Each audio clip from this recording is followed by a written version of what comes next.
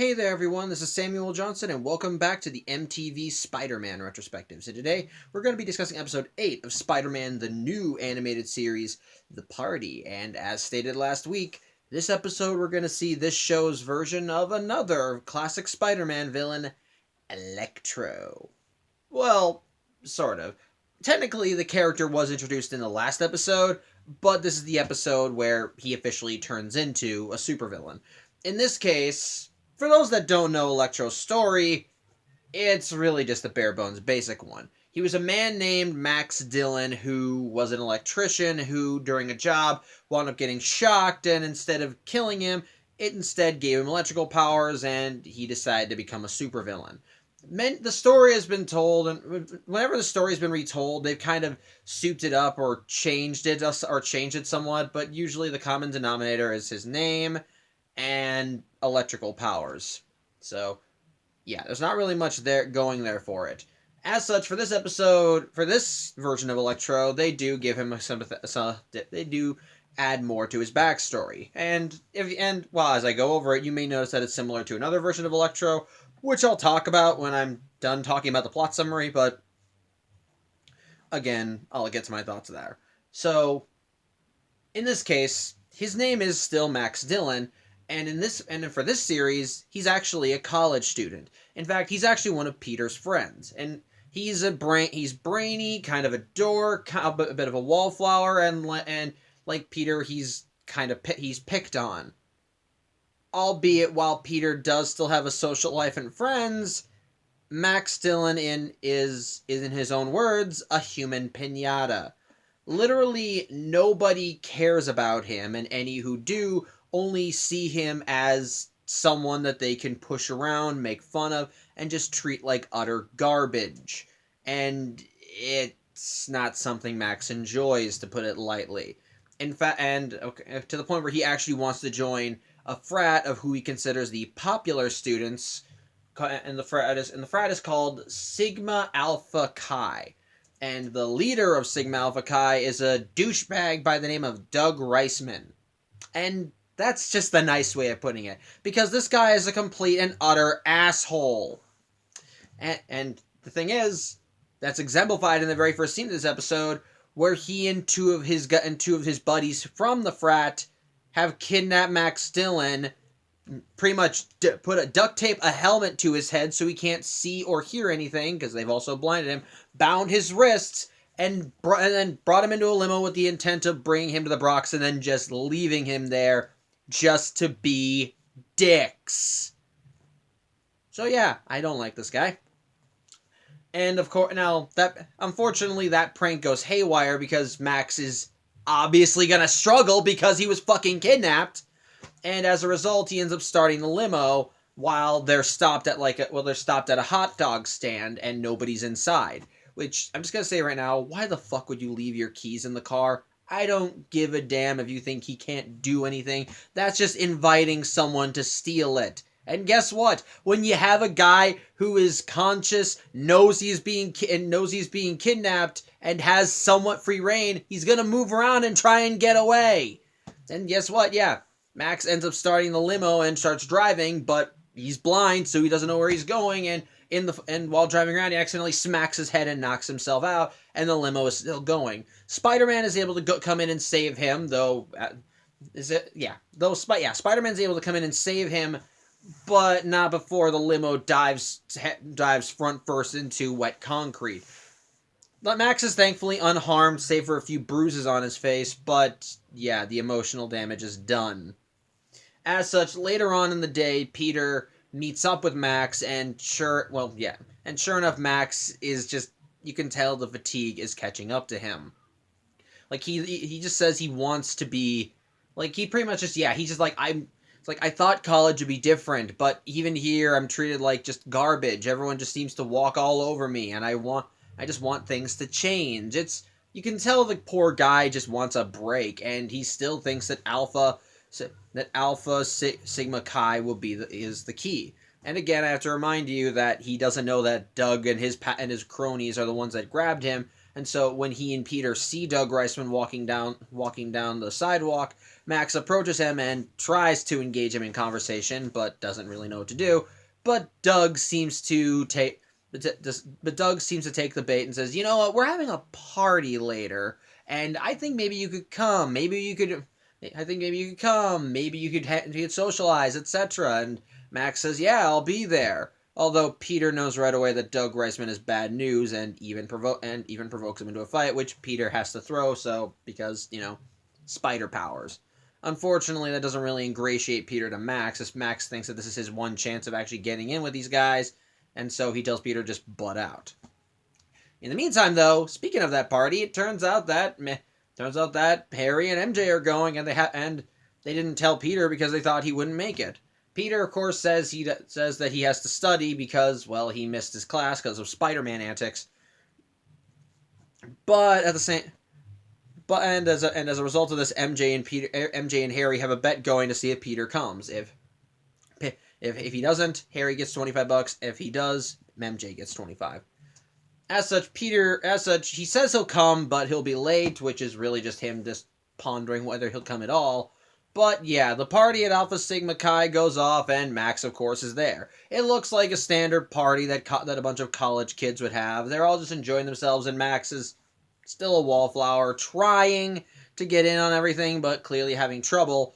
Though he does seem to catch an eye of a girl there, and but before he can go and engage her, one of Sigma Alpha Chi's, well, pledges, I suppose, comes to him and says, "Max Dillon, you've been chosen for the something whatever ancient bullcrap fraternity hazing bullshit," and tells him to meet him in the basement. So Max goes there, and yeah, everyone there is wearing dark robes and holding candles, and Doug is there too. And they're all just talking to Max about how this is like this initiation ritual, how these people guard Sigma Alpha Chi and its brotherhood, and how they'll mark you and they'll judge you, and yada yada blah blah blah. Bottom line, they say you come here, you get the go ahead. You're part of our group. Do you understand? Max is excitedly saying, "Yes, I like that." And so Doug says, "Brothers of Sigma Alpha Chi, do you judge this man to be worthy?" And all of them unanimously give him a thumbs down. Max is, of course, confused by this until Doug says commence the rejection ritual. Which, as a result, all of them blow up the candles, turn on a light, back Max into a wall, and point paintball guns at him. And with Doug saying, "Sucks to be you," they open fire. Pretty much just pelting Max up from top to bottom in paintball guns until he finally just runs out of the basement to the main floor. And many of the partygoers see Max and start laughing. While MJ and the girl that Max saw earlier are actually shocked and ask, "Hey, are you okay?" Max just sees all these people laughing, and his voice seething, he just says, "I hope you all rot and die," before he runs out of the party just crying. And yeah, as someone who's been bullied and snapped on occasion, I feel that. I feel that so hard. He ends up, so yeah, he runs out into the street, and he's just beating himself up, just calling himself stupid, and it's clear that the guy is just broken. Like, that he just wants to be left alone, and he doesn't really know how to register any of these emotions. And as he's running away, he leans on a building and looks up, and he sees a sign that seems to glow, that glows and says Max.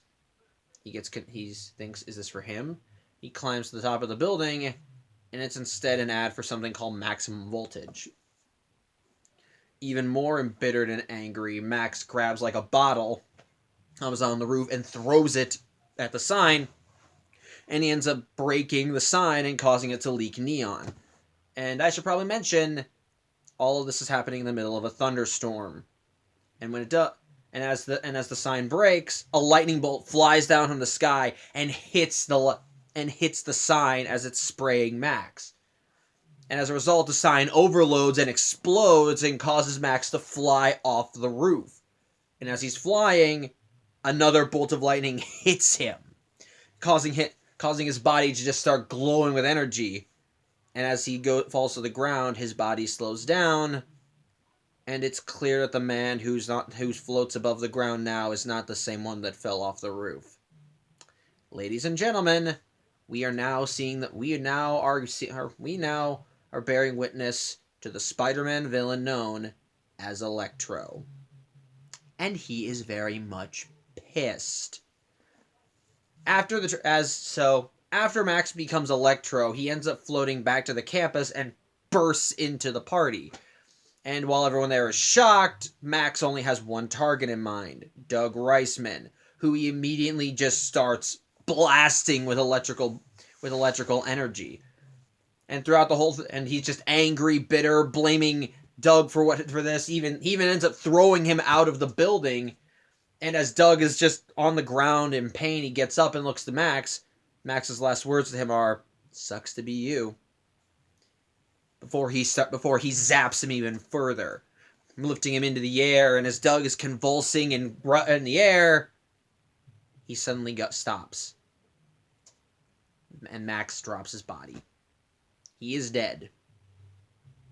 And with Doug Reisman now gone, Electro turns to the party, and just yelling in anger, he shouts, "I hate you all," getting ready to deliver unto them the same thing he gave to Doug. But before he can open fire, that's when Spidey showed up. Thankfully, while Peter was mulling about whether he should go to the party at all, he heard everybody screaming that far away, and so he got into a Spidey jam and swung over. And as such, before Electro could shock everyone, he manages to web up his hands, and with his webs thankfully acting as insulators. As such, he and Electro begin fighting, and it's clear, and unfortunately, Spider-Man can't really get close to him. As a consequence of Electro's transformation, his body now seems to have become pure energy. Like earlier at the part when Electro was trying to kill Doug, the girl that Max saw tried to grab his leg and beg him to stop, and he accidentally shocked her. And so when Spider-Man tries to get close and punch Electro, it causes a feedback, which while causing Electro to recoil, because punch in the face. At the same time, the electric shock ends up throwing Spider-Man back, so he kind of has to get creative. He eventually does manage to web up his hands because he's able to see that his webs are insulated. But before he even does that, he also discovers one of Electro's weaknesses. Part of the reason he's floating, if he touches the ground, he gets grounded. The electricity just seems to drain out of his body and into the ground, and because Max is now so intrinsically linked with this electricity, it causes him to start withering up. However, he does manage to find a fix after this, he does find a fix as he floats up to some electrical wires and absorbs the energy from them, which restores him. But that's when Spider-Man comes in and with his webbed up hands punches him into a roof. And during this battle, Spider-Man finally manages to get a good look at him, and for the first time since he got these powers, Max actually looks scared. This actually allows Spidey to recognize him, and he's just like, "Oh my God, what happened to you?" But Max is still too emotional. He's still going. They don't know. They don't understand. And Spider-Man's just trying to tell him, "You can't do this. These are innocent people. You can't hurt them." But Electro just goes, "No one is innocent," and blasts Spider-Man away. At which point he starts trying to open fire on the crowd of people, but Spider-Man manages to tackle him into the ground, and he's still trying to talk to him. So he says, "Listen, I know what it's like," but Electro is just not listening. And starts trying to fry Spider-Man. However, thankfully, Spider-Man sees that there's an electrical converter nearby, and so he manages to realizing about how Max's transformation has affected him, he punches his way in, grabs a wire, and sticks it into Max. And as a result, Max is absorbed into the wiring below the campus and just disappears. The end result, Spider-Man ends up swinging away as the police show up to the incident.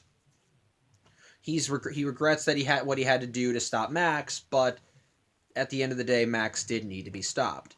And so the episode ends with Peter, MJ, and Harry at Doug's grave. Sure, I bet at least I think at some point after his funeral. And ultimately, them just kind of lamenting that while Doug was a piece of shit, he didn't deserve to die like that.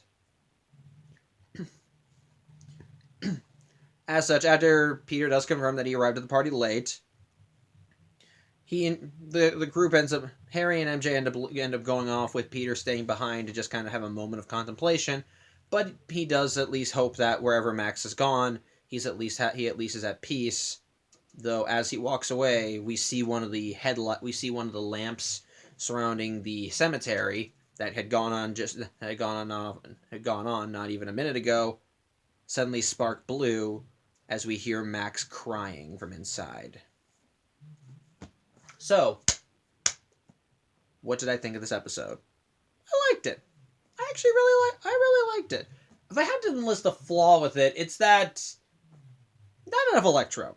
Believe it or not, I think that is a problem. Like, when you have a major villain like this, I feel like that you kind of need to dedicate more time to them. And thankfully, the episode does dedicate a lot of time to Max's backstory and everything that goes into it. I'll talk about that later. And they do show his motivations for why he would go full supervillain when he got his powers. But the thing is, all that backstory took up 2/3 of the episode. He doesn't go full supervillain until the final third, so you don't really get to see a lot of time of him going all out. And before you say, I do find a problem. Other episodes in the series have had the villains take up significantly more time in the episode and had their presence be more felt throughout the episode. Even with episodes that have gone into talking about the origins of certain characters, they still dedicated a lot of time to them. Case in point, going to the Lizard, while the episode did show his gradual transformation, even during that transformation, he still did stuff and added to the mystery of what was going on with him. And likewise with Turbojet in the first episode, while that episode was a mystery about what was going on with him, he was still off and about and doing things that dealt with his his actions and his status as a hero. Here, though, while we do spend a significant amount of time learning Max's backstory, and it's a well-written backstory and does make him sympathetic, at the same time, it doesn't really feel. At the same time, it feels like that when we finally get to see him in full supervillain mode, they don't really have a lot of time to really show the extent of it. At best, his tenure as a supervillain is he gets blasted off of a roof and disrupts a party and kills a guy, and then before he can causes mass panic before Spider-Man shows up and kicks his ass. And that's really the best of what he does in this episode. Now, minor spoiler, he does come back again in a later episode, so he does have more time to shine, thankfully, later on. But for now, yeah, in this episode, I feel like that was more of a problem. I think that was a problem. That really, they should have spent more time with him as Electro. Maybe done like a 50-50 thing, I don't know. Sorry, I just ate. But that being said, though, what do I think about the episode works? Well, for starters, Electro himself. While it does bug me that we only see him be Electro for the final third of the episode, his backstory is honestly a good one. It's a very human story. I mentioned how at the beginning of this video how this version of Electro's backstory was kind of similar to another version of Electro, specifically the one from Amazing Spider-Man 2. And in a way, they both have their similarities, especially in regards to what them getting their powers does to them. Both versions of Electro are kind of brainy dorks who get pushed aside by everybody else, who want to just be noticed and have attention, and who, when they get their powers, are pushed over the edge and ultimately want to hurt those that they feel wronged them. And even case in point, both versions of Electro turn blue. I'm not even kidding, I didn't mention that, but when Max got his powers, he turned into like a blue energy being, which I admit does look pretty cool. Not great, but still pretty cool. Like his hair is just all like it's all jutted up with all the electricity, and it looks like there's an electrical mark on his face. I don't really get it, but whatever. It looks kind of cool. But while they kind of do have a similar thing going with their backstories, I admit I prefer this version of Electro. That doesn't mean that other version's bad. I actually did like that Electro, and it was cool seeing him again in Spider-Man No Way Home. But this version of Electro, I think, is more sympathetic. Like I said, let's use Amazing Spider-Man 2 as a baseline. In that version of the story, we got to know in that version of the story, we didn't really have a lot of time with Max as a character. We knew his basic situation, and we did sympathize with him enough to understand why he would go crazy when he got his powers, because he was ignored, looked over, and just kind of pushed aside. But this version of Electro, we see what that's doing to him. In Amazing Spider-Man 2, Max Dillon wanted people to notice him, but he never stopped trying. There was no moment that broke him.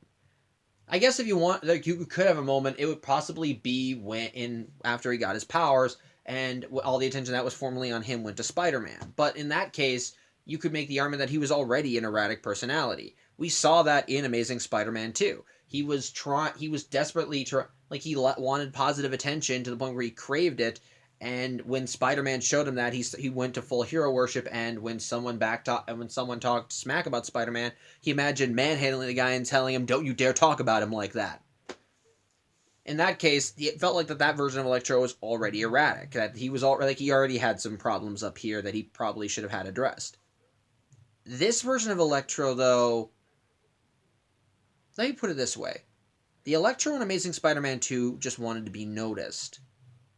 This version of Electro wants respect. As he said, despite the fact that he's in college and that he's trying to be an adult and trying to use his skills and put his skills to good use, people still treat him like garbage. He is constantly walked on. He's constantly walked over, insulted, ignored, or treated like utter human shit. And it's exemplified in the beginning of the episode when he's just kind of crying and yelling and getting angry at what Doug and his two flunkies are doing to him. He's just kind of yelling, "I'm so sick of this crap. It's like, I don't like this. Just stop. Just stop." And when Spider-Man does save him after he nearly drowns in fucking concrete, you can see him doing everything in his power just to suppress tears. Like we see, like he's just like, yeah, that was actually what it was. Like, he literally just did that. Like, he was sitting, like, Spider-Man brought him to a steel beam, helped him undo his hands, and he just punched the girder. He was just mad. And it was clear that he was doing his best not to snap. And throughout the episode, you just see him trying desperately to gain some iota of respect.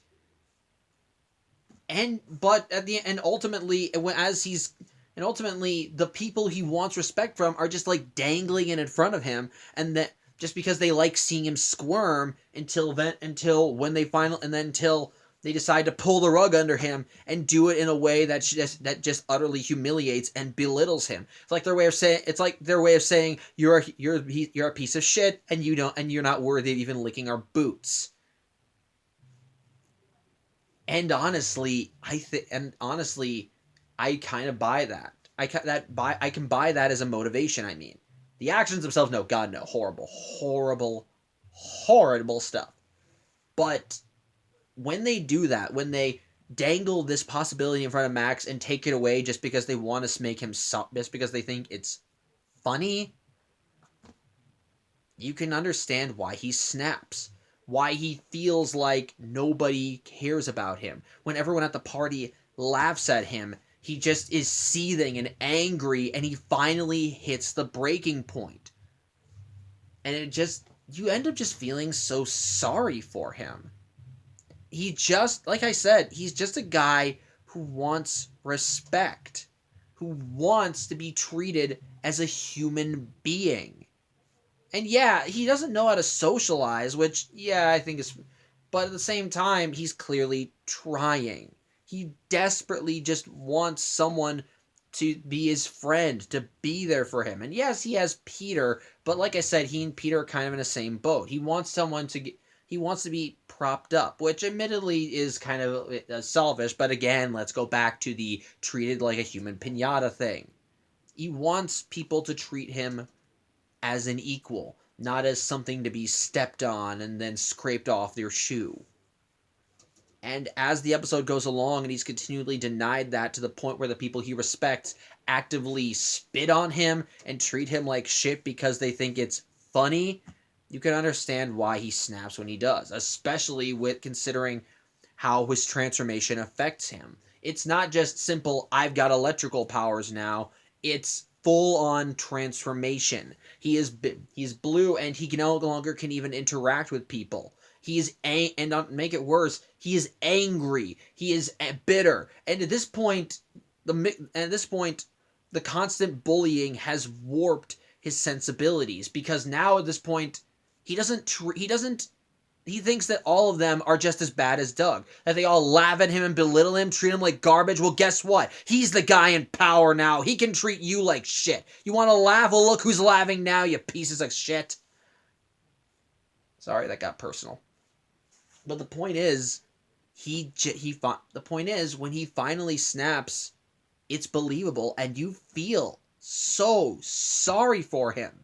At the end of the day, he's still the bad guy because now he's taking his anger out on people who literally did nothing. They didn't do anything to hurt him. They didn't do anything to help, but they don't know him.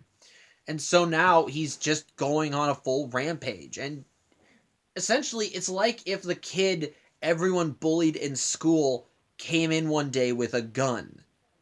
That's what it is. He has power, and he wants to use it to hurt those that he thinks are the villains.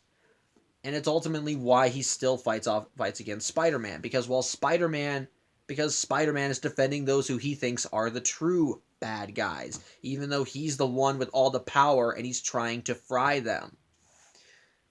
And at the end of the day, and while Spidey does try to get through to him, unfortunately now, he's just too far gone. He's become the very thing he hates because he's become the very thing he hates, to the point where when Spider-Man tries to talk to him and talk him down, he just says, no, you don't understand. You don't know what it's like. I'm the only one that understands, which is ultimately the true victim mentality, the true villainous victim mentality, that no one else matters but me. And it's sad. It genuinely is sad. And by the end, when Spider-Man has to